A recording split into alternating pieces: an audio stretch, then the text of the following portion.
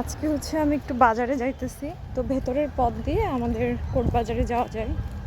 10 minutes মতো লাগে, তো আমি ভাবছি যে হেঁটেই যাব, কিছুতে উঠবো না। রাস্তাটা মূলত হাঁটার জন্য করা হয়েছে, কিন্তু এখানে এখন অনেক যানবাহন চলাচল করে, খুবই বিরক্ত লাগে। এটা একটা মসজিদ এখানকার, সুন্দর।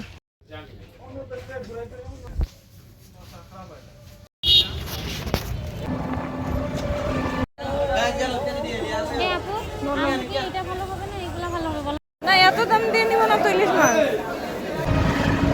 সো এটা হচ্ছে আমার রোজার ফলের বাজার, বাট আই ডোন্ট নো যে মানুষ কীভাবে ফ্রুটস কিনবে। জাস্ট কিছুদিন খাওয়ার জন্য কিনেছি, but too much expensive. I don't know যে হাউ দে অ্যাফোর্ড, কীভাবে অ্যাফোর্ড।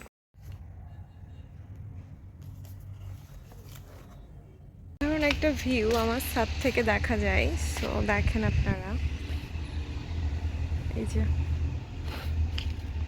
সকালবেলা আমি একটু, এখন কয়টা বাজে, 10টা 10:30, একটু ছাদে আসছে আর কি।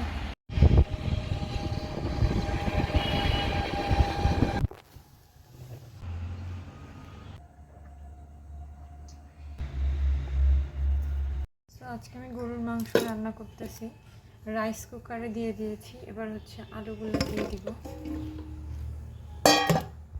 গরুর মাংস রান্না করলাম রাইস কুকারে, তো 3 বাটিতে হচ্ছে আমি রেখে এটা ডিপ ফ্রিজে স্টোর করে রাখবো, তাহলে যে কোনো সেহরিতে বা রাতে আমি মাঝে মধ্যে এটা অল্প করে নিয়ে খেতে পারবো আর কি।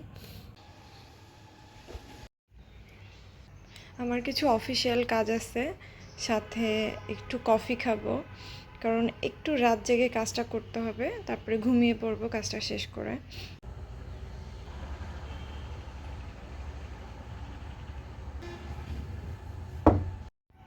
ঘুমানোর আগে একটু স্কিন কেয়ার মাস্ট।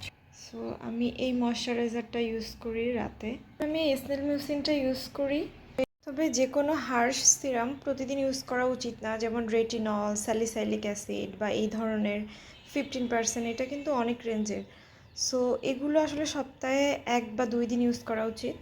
মাঝে মধ্যে ঘুমানোর আগে একটু বই পড়ে নিই। আজকে খুব সুন্দর চাঁদ উঠছে, এই কারণে একটু ছাদে উঠেছিলাম।